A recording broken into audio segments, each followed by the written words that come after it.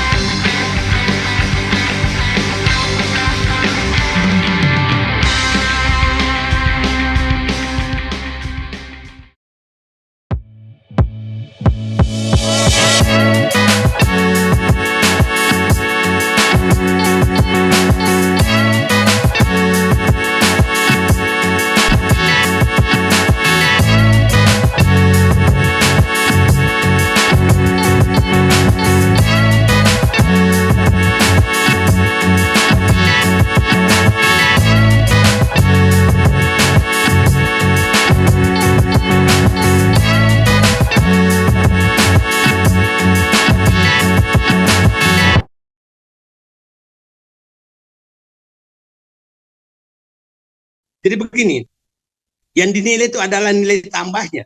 Kalau nilai tambahnya 10, maka 10-10-nya setelah keluar margin, ongkos dia lain-lainnya, itu masuk ke Indonesia, bukan dinikmati oleh orang asing. Faktanya sekarang, data dari Pak Faisal Basri menunjukkan lebih 90% smelter itu dikuasai oleh Cina. Kemudian ekspor nikel ilegal itu lebih 5 juta ton lebih selama larangan 2020. Nah, kemudian kita tahu berapa harga bahan baku nikel yang dibelikan oleh smelter Cina. Datanya itu bahwa itu hampir data yang perlu dicek lagi, itu kira-kira hanya 50% dari harga dunia. Artinya kita rugi berapa kali dari kebijakan ini. Satu, tadi selundupan 5 juta ton yang tidak membayar bea cukai, tidak membayar royalti, tidak membayar macam pajak. Yang kedua, kerugian kedua adalah kita tidak mendapatkan royalti sesuai dengan harga internasional karena smelter Cina yaitu membeli harga ore dengan harga yang sangat murah, dan kerugian ketiga adalah bahwa mereka bebas bea, bebas pajak berapa puluh tahun perusahaan Cina ini yang beroperasi Indonesia sehingga tidak membayar pajak. Kerugian keempat bahwa mereka mendatangkan tenaga kerja asing Cina, tidak menampung tenaga kerja kita, ditampung pun gajinya sangat rendah. Yang kelima adalah kita keuntungan yang dihasilkan oleh Cina itu berputar di Cina karena semua hasilnya ditransfer ke Cina, untuk membayar utang-utang mereka, dan kita tidak tahu berapa sebenarnya investasi smelter Cina tersebut. Sehingga kita tidak tahu kapan pemerintah Indonesia bisa mendapat pajak dari pajak keuntungan perusahaan, karena tidak ada audit sama sekali berapa biaya investasi proyek tersebut. Nah, itu kerugian-kerugian yang terjadi, dan saya menyatakan dari sana suci, ya Allah, Engkau telah menyelamatkan saya dari pilihan yang sangat sulit terhadap kebijakan yang diambil untuk memberikan bangsa dan negara. Ternyata kalau Allah memberikan sesuatu, jangan terlalu cepat kecewa, dan saya alami hari ini bahwa terbayang oleh saya, seandainya pemerintah mengizinkan saya menjadi Dirjen Minerba saat itu, maka kemungkinan saya akan menghadapi persoalan yang seperti ini sekarang, dan saya akan mendapat dosa jariah karena saya mengorbankan bangsaku demi jabatanku. Saat itu, pada saat saya ditelepon dari Indonesia bahwa Anda ditolak di tim akhir, dan Pak Yusuf Kala membocorkan kenapa saya ditolak, maka saya hanya mengatakan beliau itu adalah yang terbaik dari Allah, karena saya terima di tanah suci, dan hari ini saya mengungkapkan ke publik bahwa ya Allah, terima kasih padamu yang telah melindungi saya. Itu pengantar dulu. Ya, Dr. Muhammad Said Dude, Bang. Apa artinya kalau secara faktual memang seperti yang didiskusikan oleh Abang, keuntungan besar diperoleh oleh Cina, dan di sisi yang lain ada latar pelonggaran atas pelarangan ekspor nikel oleh IMF dan beberapa negara di Eropa, Bang Dr. Muhammad Said Dude? Saya pikir itu perjuangan yang berbeda. Saya tidak menyalahkan bahwa pelarangan itu perlu dilakukan, dan harus ingat Undang-Undang Pelarangan Ekspor Bahan Baku Minerba itu pada saat dibuat pada saat SBY, bukan pada saat Jokowi. Jadi bukan Jokowi yang bikin itu. Nah, di pelaksanaannya memang kita harus melihat yaitu bahwa yang sebenarnya kemungkinan besar diprotes IMF dan negara Eropa adalah kenapa tidak berlaku adil terhadap negara lain. Itu mungkin dipersoalkan. Mungkin kalau proposal saya digunakan bahwa memang setiap rupiah yang dihasilkan dari nilai tambah hilirisasi tambang itu harus dinikmati oleh Indonesia, mungkin mereka terima.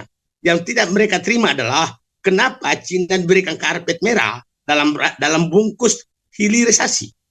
Karpet merah itu tidak dibebaskan pajak, diizinkan memasukkan tenaga kerja asing, diizinkan membeli bahan mentah dengan nilai yang murah, bahkan dibiarkan tanda kutip menyelundupkan biji nikel ke Cina. Itu saya pikir yang diprotes. Yang diprotes pasti ketidakadilan.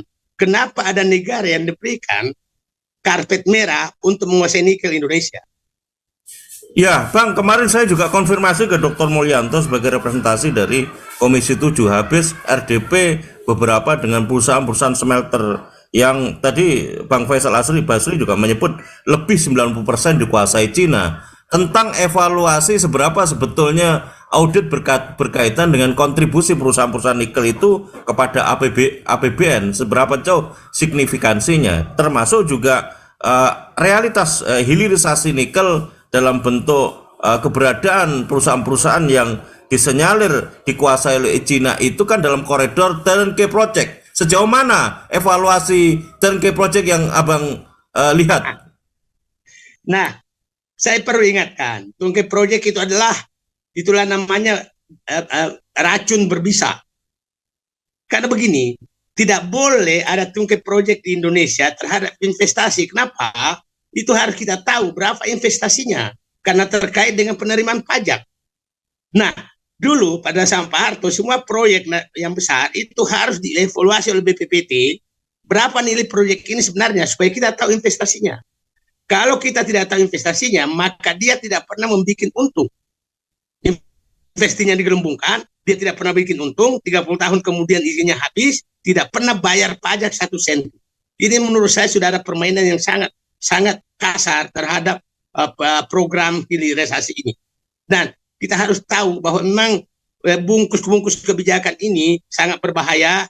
Masih kita ingat sekarang sedang berlangsung kasus korupsi berjamaah BTS, kasus korupsi berjamaah kebijakan yang dibikin sedemikian rupa, dan saya tidak menutup kemungkinan di proyek-proyek infrastruktur juga terjadi hal demikian. Ya, Dr. Muhammad Saididu, Bang. Ini kan artinya sebetulnya pemerintah harusnya mendorong representasi dari pemerintah atau negara BUMN. Sejauh ini apa sih persoalannya peran BUMN tidak sebegitu dominan dalam kaitan pengelolaan nikel ini, Bang? Jadi kita punya perusahaan nikel sejak zaman Belanda, namanya PT Aneka Tambang. Tapi kita tahu bahwa hampir sebagian besar konsesi PT Aneka Tambang itu dia dibagi-bagi oleh tanda kutip penguasa. Kita harus bahas lagi kemudian bagaimana anatomi bisnis smelter sebenarnya. Itu penting sekali karena kita tahu sekali siapa pemilik iup-iup yang ada di wilayah Sulawesi. Kita tahu siapa penikmat-penikmatnya, kita tahu siapa yang melindungi semua kebijakan ini, kita tahu semua. Dan itu gampang sekali dibongkar, dan mohon maaf, itu sebagian besar ada di lingkungan kekuasaan. Saya yakin yang berkoar-koar sekarang ini membela 3 periode dan lain-lain itu adalah sebagian besar adalah sedang menikmati bungkus kebijakan yang seakan-akan bagus. Ya, saya ulangi, saya adalah orang yang pertama menghendaki terjadinya hilirisasi, bukan menolak hilirisasi. Tapi hilirisasi yang saya ini kan adalah bahwa setiap rupiah yang dihasilkan oleh proses hilirisasi itu harus dinikmati oleh bangsa Indonesia. Angka-angka yang diminta berapa sebenarnya nikmati bangsa Indonesia tidak pernah mereka keluarkan. Yang selalu dikeluarkan adalah berapa nilai ekspor. Tidak ada pentingnya nilai ekspor. Kalau diekspor itu barangnya Cina dimasuk ke rekening Cina, nggak ada gunanya. Nggak ada gunanya, itu sih nggak ada gunanya. Coba tanyakan berapa yang tinggal di Indonesia. Faisal Basri menyatakan hanya 10% loh yang tinggal di Indonesia. Angka ingat yang dikritik terus dulu oleh mereka adalah Freeport. Freeport itu sudah dulu 42% loh yang tinggal di Indonesia sebelum diambil dibeli oleh BUMN, sudah 42%. 42% tinggal di Indonesia. Ini baru masuk tidak nyampe 10% yang tinggal di Indonesia. Terus kita harus bela terus. Nah, inilah dikatakan, inilah mungkin kenapa mereka mengotot sekali melanjutkan, karena takut sekali ini dibongkar. Ini salah satu menurut saya yang mereka ketakutan sekali, sehingga menginginkan siapa pengganti presiden berikutnya adalah harus dilanjutkan. Karena saya punya keyakinan besar bahwa terjadi skandal besar terhadap proses hilirisasi, bisnis hilirisasi yang sedang dibangun. Saya punya keyakinan.